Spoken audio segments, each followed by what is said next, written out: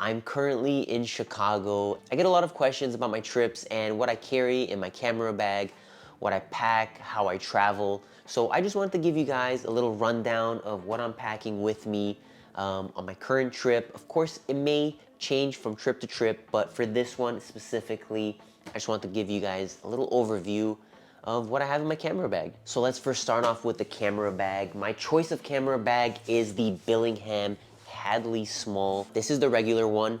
This one's a little bit lighter than the Pro version. Of course, it doesn't have the top handle and it doesn't have the removable straps or the little passport zipper on the back. But if you're looking to travel and save a little bit of weight and you don't necessarily need those features, this is a great bag.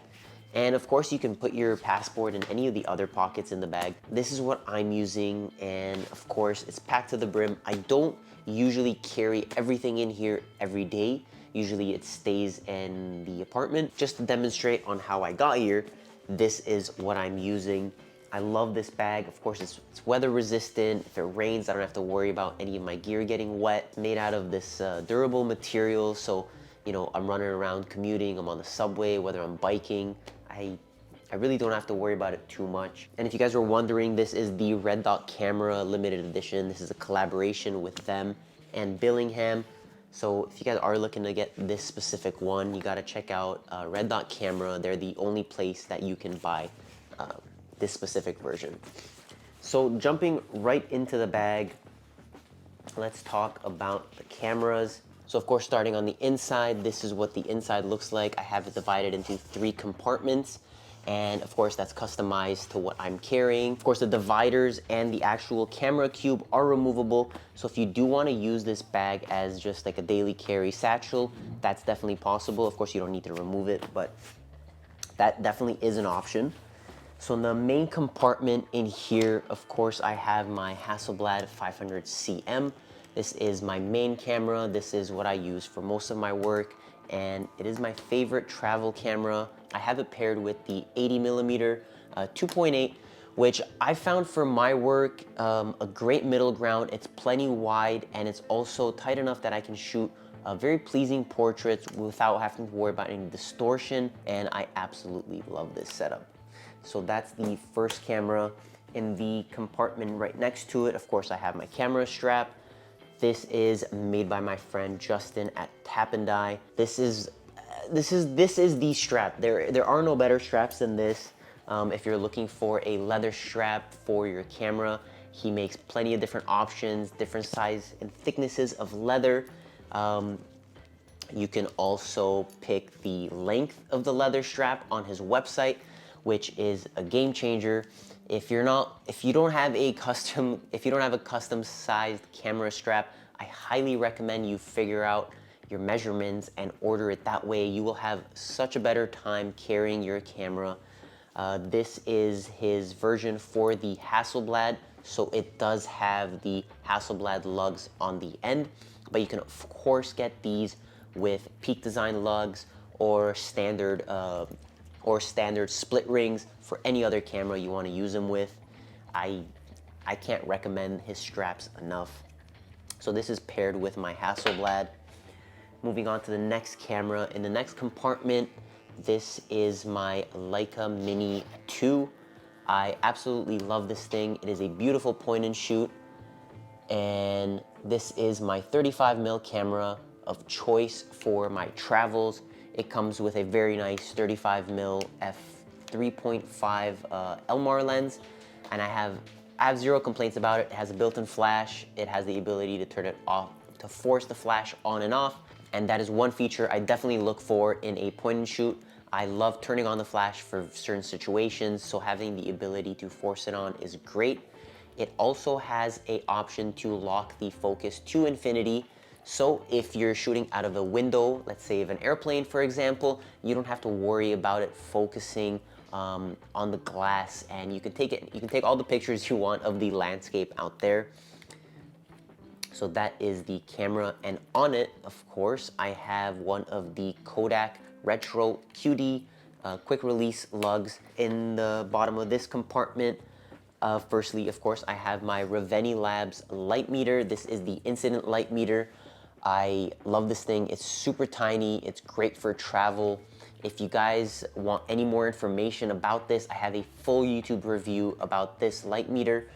It's an incident meter. It meters for flash, and it also has a secondary meter up front for reflective readings. It does pretty much everything. It even does a color temperature readout.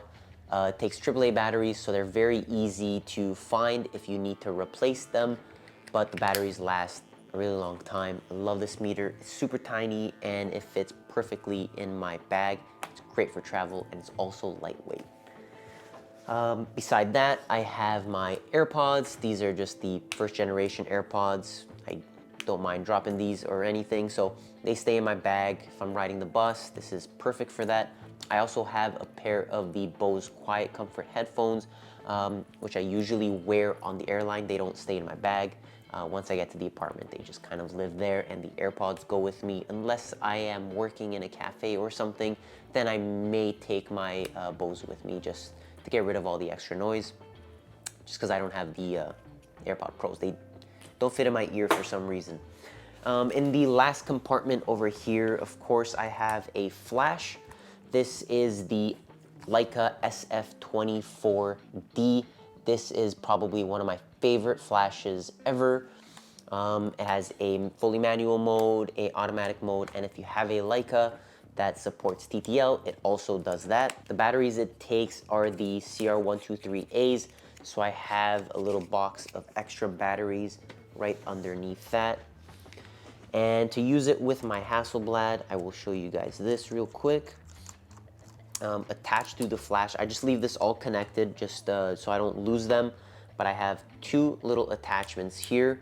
First off is this little guy right here. This is the accessory shoe that fits right here on the side of the Hasselblad. So as you guys can see, there's a little accessory rail. This just slides onto there, and it gives me access to a cold shoe. And on top of that, I have this little attachment. It is a hot shoe to PC sync cable. I don't know if you guys can see that, but it's super tiny, and this just slides right into the accessory shoe, and then I can just attach the PC sync cable to the lens, and of course on top of that I can just add the flash. And again, this unit just lives together in the bag. I don't really need to take this apart. There is no point, but this kind of just sits on there. So if I really do need a flash, you know, this rotates, but if I really need a flash, I have one right on the camera, and it's always in my bag just in case. You never know what kind of scenario you're gonna be ending up in, especially in a new city. So this also takes up literally no space.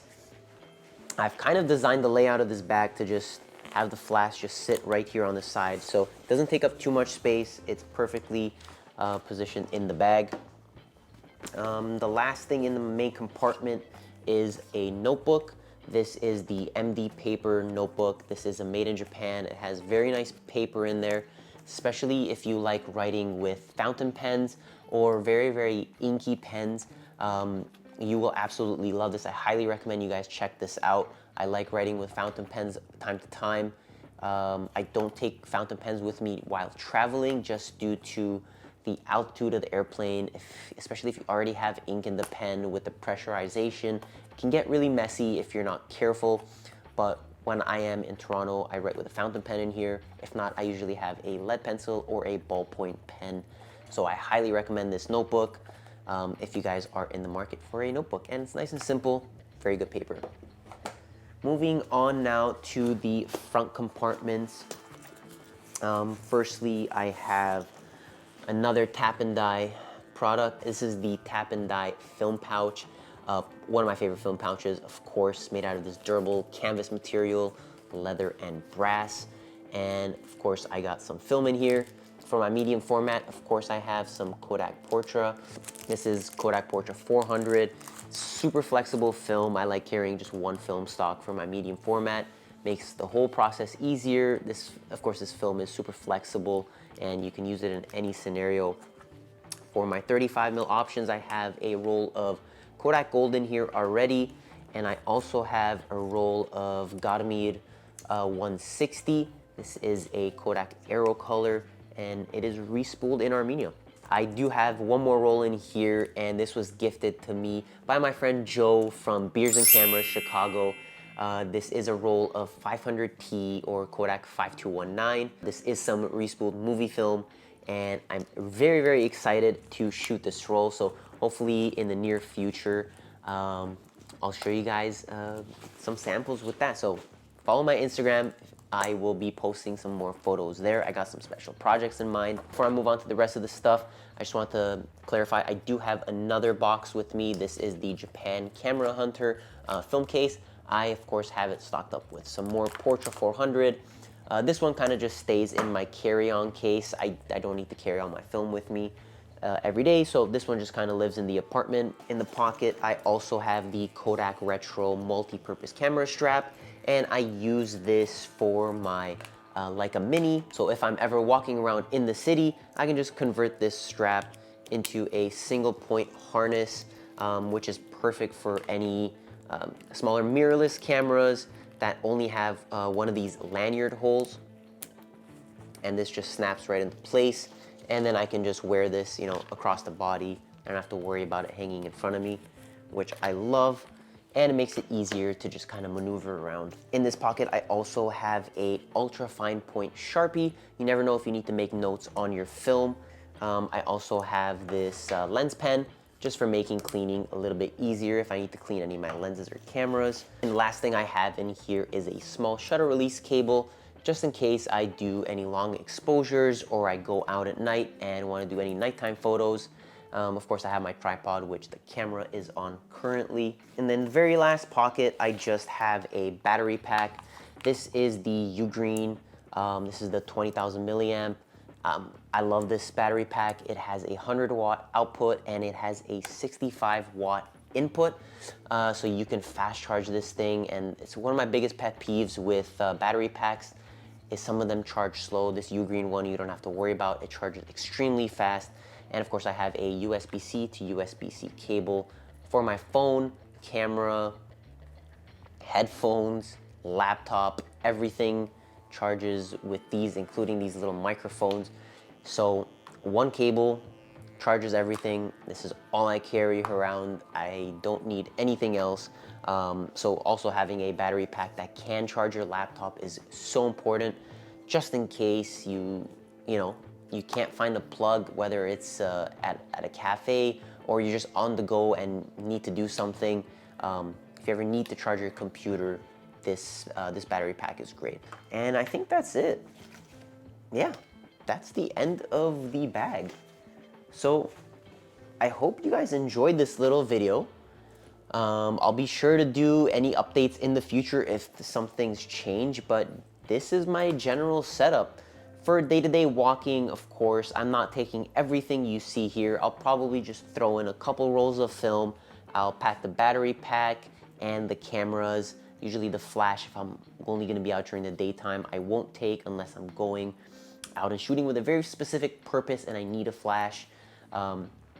Yeah, just a light meter, a camera, battery pack, and some headphones usually does the trick. I absolutely love this smaller bag. You guys have seen in my previous videos, I also have a Hadley 2020. It's great for longer trips. I can pack a little bit extra stuff that I need, but for shorter trips like this, I find the Hadley small to be plenty. And of course, any overflow that you have that you don't need immediately, you can just throw it in your carry-on. But as day-to-day stuff, the Hadley small is more than capable of carrying pretty much everything that you need. So I hope you guys enjoyed this. If you guys have any other questions, feel free to leave them in the comment section below or send me a message on Instagram, and I'll see you guys real soon.